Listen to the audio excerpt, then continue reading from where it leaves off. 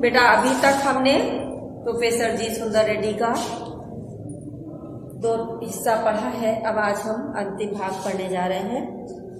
तो कह रहे हिंदी के नवीनीकरण के विषय में कि नवीनीकरण कितना भी प्रशस्त कार्य क्यों न हुआ हो, हिंदी को नया रूप देने के लिए कितना भी कार्य उस विषय में न हुआ हो, लेकिन कह रहे ये नहीं भूलना चाहिए कि भाषा का जो मुख्य कार्य है वो सुव्यवस्थित सुस्पष्ट अभिव्यक्ति, सुंदर और व्यवस्थित रूप से अभिव्यक्त करना है।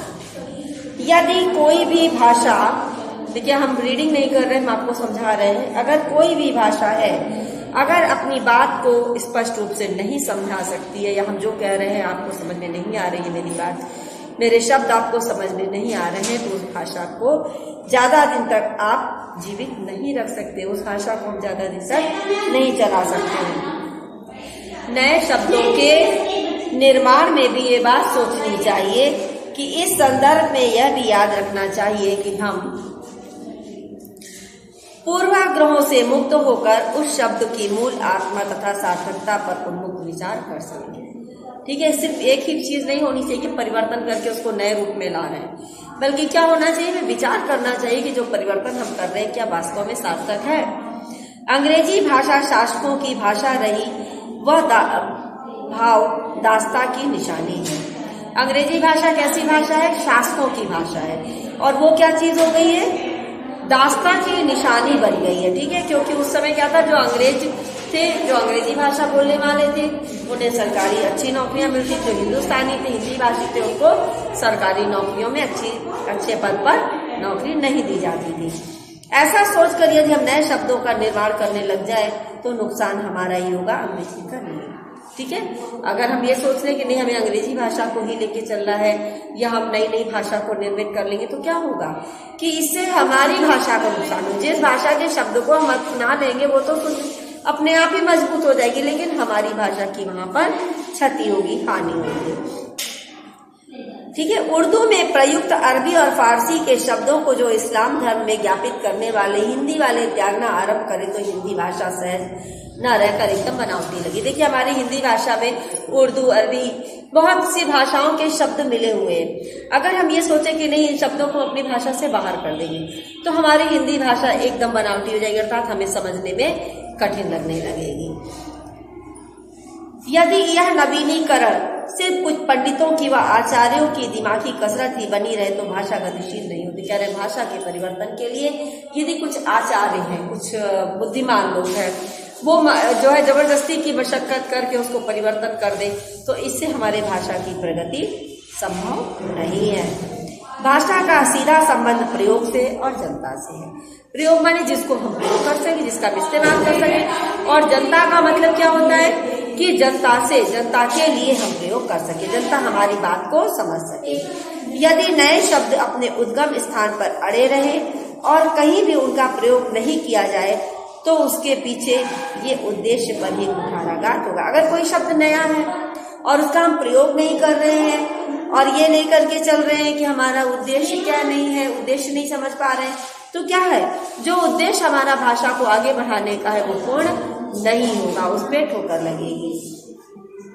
अब कह रहे इसके लिए यूरोपीय देशों में प्रेषक के कई माध्यम है, श्रव्य, दृश्य, विधान, वैज्ञानिक, कथा, साहित्य।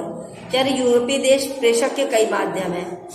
यूरोपीय देशों में क्या प्रेषक, बाहर से आने वाली चीजें या प्रेषित करने वाली के कई माध्यम है, कई तरीके से हमारे यहाँ नई नई भाषाएं आती हैं। श्रव्य, दृश्य, विधान सुन करके और देखने के तरीके से, और वैज्ञानिक, कथा, साहित्य, और विज्ञान पर आधारित जो हम कथा साहित्य पढ़ते हैं उसके आधार पर। हमारी भारतीय भाषाओं में वैज्ञानिक, कथा, साहित्य प्रायः नहीं के बराबर है। किसी भी नए विधान की सफलता अंततः जनता की संपत्ति व असम्मति के आधार पर निर्भर करती है। ठीक है, भाषाओं की वैज्ञानिकता और कह रहे कि जो हमारी भारतीय भाषाएं वो और कथा साहित्य, ये दोनों एक बराबर नहीं हो सकते, और इन सभी के निर्माण में जनता की सम्मति या असम्मति के आधार पर इस चीज को अगर हम लागू करें तो भी ऐसा संभव नहीं, और जनता में इस चेतना को उजागर करने का दायित्व शिक्षित समुदाय और सरकार का होना चाहिए। जो भी हम नई भाषा का निर्माण करते हैं या जो नए शब्द निर्मित होते हैं, उसमें क्या है कि जो बुद्धिमान लोग हैं जिन्होंने उसका निर्माण किया, वो और सरकार के लोगों को मिलकर के उसका प्रचार और प्रसार करना चाहिए, ताकि वो भाषा जन साधारण को समझने में आसान हो जाए, जन साधारण तक पहुंच जाए। भाषा में आधुनिकता लाने के लिए व्यवहारिक भाषा के स्वरूप का मानकीकरण करने के साथ साथ लिपि संबंधी सुधार भी आवश्यक। लिपि माने लिखने में, कोई भी भाषा होता है उसका लिपि होती है। जैसे हमारी हिंदी भाषा की लिपि क्या है? देवनागरी है। तो भाषा में की लिपि में भी सुधार जरूरी है। भाषा के प्रयोग और उपयोग के साथ इन समस्याओं का समाधान जुड़ा हुआ है। भाषा का जो हम प्रयोग करते हैं, जिस तरह से हम उसका उपयोग करते हैं, उसमें समाधान, जो भी समस्या है उसका समाधान जुड़ा हुआ है, अर्थात उसका समाधान भी उस समस्या का उसी भाषा से निकलता है। संक्षेप में नए शब्द, नए मुहावरे और नई रीतियों के प्रयोगों से युक्त भाषा को व्यवहारिकता प्रदान करना ही भाषा में आधुनिकता लाना है।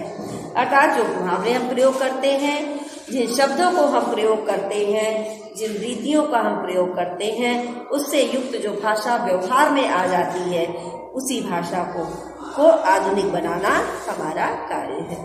दूसरे शब्दों में केवल आधुनिक युगीन विचारधाराओं के अनुरूप नए शब्दों के गढ़ने मात्र से ही भाषा का विकास नहीं होता, वरन नए पारिभाषिक शब्दों को एवं नूतन शैली प्रणालियों को व्यवहार में लाना ही भाषा को आधुनिकता प्रदान करना। क्या कह रहे हैं कि केवल पारिभाषिक शब्द नहीं, बल्कि जो नई नई शैली है, जो नई नई प्रणाली है, उनको व्यवहार में लाने से ही हमारी भाषा को आधुनिकता प्राप्त होगी, क्योंकि व्यावहारिकता ही भाषा का प्राण तत्व है। जो चीज हम व्यवहार में प्रयोग करते हैं प्रतिदिन, हर जगह जिसका प्रयोग होता है बेटा, वही हमारी संस्कृति का प्राण है, वही हमारी भाषा का प्राण है। नए शब्द और नए प्रयोगों का पाठ्य पुस्तकों से लेकर साहित्य पुस्तकों तक एवं शिक्षित व्यक्तियों से लेकर अशिक्षित व्यक्तियों तक के सभी कार्यकलापों में प्रयोग होना आवश्यक है। बेटा हमारे साहित्य की सबसे बड़ी कमी क्या है कि एक साहित्य अगर एक बार चला तो वो पीढ़ी दर पीढ़ी साहित्य चलता रहता है, उसमें परिवर्तन नहीं होता है।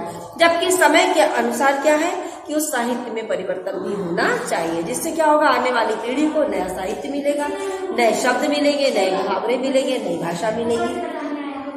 इस तरह हम अपनी भाषा को अपने जीवन की सभी आवश्यकताओं के लिए जब प्रयुक्त कर सकेंगे, तब भाषा में अपने आप आधुनिकता आ जाएगी। कह रहे जब परिवर्तन को हम भाषा में प्रयोग करेंगे, ठीक है, व्यावहारिक जीवन में प्रयोग करेंगे, तभी हमारी भाषा में आधुनिकता आएगी। बेटा हम इसके साथ 2 एक्सरसाइज और कर लेते हैं, ठीक है। पूरी एक्सरसाइज हम नहीं करेंगे क्योंकि लिखते ही रह जाएंगे ऐसे तो हम, कि पहला है भाषा सामाजिक से लेकर के अंत में है चलने वाली है, ठीक है। ये आपकी 3rd नंबर की व्याख्या है, 2 नंबर की। तो भाषा, सबसे पहला वही प्रश्न आएगा कि लेखक का नाम क्या है और पाठ का नाम क्या है। तो लेखक का नाम है जी सुंदर रेड्डी और पाठ का नाम है भाषा और आधुनिकता। तो भाषा की प्रमुख विशेषता क्या है, ठीक है, प्रश्न यही है, भाषा की प्रमुख विशेषता क्या है। तो बेटा भाषा की प्रमुख विशेषता है कि सामाजिक चेतना को उत्पन्न करे और अनेक प्रकार की कठिनाइयों को दूर करे, ठीक है। भाषा की सार्थकता किसमें है? सामाजिक चेतना को उत्पन्न करने तथा अनेक प्रकार की कठिनाइयों को दूर करना, यही भाषा की विशेषता है। प्रस्तुत गद्य में किसका स्पष्टीकरण किया गया है? तो बेटा प्रस्तुत गद्य में भाषा की विकासशीलता और नवीनता का स्पष्टीकरण किया गया है। और उसके बाद रेखांकित अंश की व्याख्या कीजिए। तो बेटा रेखांकित अंश है, भाषा म्यूजियम की वस्तु नहीं है, उसकी स्वतः सिद्धि एक सहज गति है। इस लाइन की हम व्याख्या करेंगे। तो प्रस्तुत गद्यांश के माध्यम से जी सुंदर रेड्डी जी कहना चाहते हैं कि भाषा कोई स्थिर चीज नहीं है जिसे म्यूजियम अर्थात संग्रहालय में रखा जा सके। संग्रहालय में उन्हीं वस्तुओं को रखा जाता है जिनका स्वरूप एवं विशेषता स्थिर हो गई, अर्थात जिन्हें कोई परिवर्तन होने वाला न हो। भाषा को निरंतर करने वाली एक गतिशील प्रकृति है, बहता हुआ पानी है। बहते हुए पानी को अगर रोक दिया जाए तो वह सड़ने लगेगा, उससे दुर्गंध आने लगती है। भाषा निष्प्राण नहीं है, इसके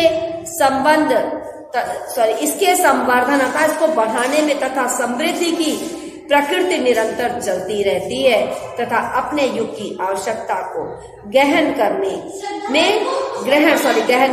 करने में सक्षम होती है और इसके लिए भाषा में परिवर्तन होता रहता है। इसी कारण से भाषा में परिवर्तनशीलता, नवीनता, सजीवता आदि गुण उपस्थित रहते हैं जो उसे युग के अनुकूल प्रसारित और विचार को व्यक्त करने में सफल बनाते हैं।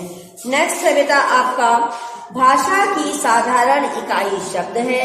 शब्द के अभाव में भाषा का अस्तित्व दुरूह है। यदि भाषा में विकासशीलता शुरू होती है तो शब्दों के स्तर पर ही, ये रेखांकित अंश था बेटा, और अंतिम शब्द है इसका प्रतीत होती है। इसमें भी पहला प्रश्न आपका होगा लेखक का नाम और पाठ का नाम। तो लेखक का नाम जी सुंदर रेड्डी है और पाठ का नाम भाषा और आधुनिकता है। बेटा इसमें लिखा है पहला प्रश्न दूसरा कि भाषा की विकासशीलता कैसे शुरू होती है। तो बेटा भाषा की विकासशीलता शब्दों के स्तर पर शुरू होती है। दूसरा प्रश्न है अविकृत ढंग और मूल प्रकृति से क्या आशय है। तो अविकृत ढंग का मतलब है यथा स्थित अर्थात जैसा है वैसा ही, और मूल प्रकृति का अर्थ है जो उसका मूल अर्थ निकलता है। नेक्स्ट क्वेश्चन है साहित्यिक दायरे में विदेशी भाषा के शब्दों को किस रूप में ग्रहण करना पड़ता है। तो बेटा साहित्यिक दायरे में विदेशी भाषा के शब्दों को सही अर्थ न मिलने के कारण उन्हें उसी रूप में ग्रहण करना पड़ता है, जैसा है दूसरी भाषा में उसी रूप में हमें उसे ग्रहण करना पड़ता है। नेक्स्ट क्वेश्चन है रेखांकित अंश की व्याख्या कीजिए। तो रेखांकित अंश हमने आपको बता दिया है, इसकी व्याख्या देख लीजिए कि भाषा में शब्द के महत्व पर भाषा के महत्व पर प्रकाश डालते हुए लेखक कहते हैं कि किसी भी भाषा की मूलभूत इकाई शब्द है और शब्द के अभाव में भाषा का निर्माण नहीं हो सकता है। यदि शब्द ही ना हो तो भाषा का अस्तित्व क्या होगा, समाप्त हो जाएगा। अर्थात शब्दों के सार्थक मेल को ही हम भाषा कहते हैं। भाषा कहा जाता है ना शब्दों के सार्थक मेल को, और कुछ वर्णों के सार्थक मेल को हम क्या कहते हैं, शब्द कहते हैं। तो ठीक है, शब्द रहित भाषा अर्थहीन होती है, जबकि इसके माध्यम से ही हम अपने भावों और विचारों को दूसरे पर प्रकट करते हैं।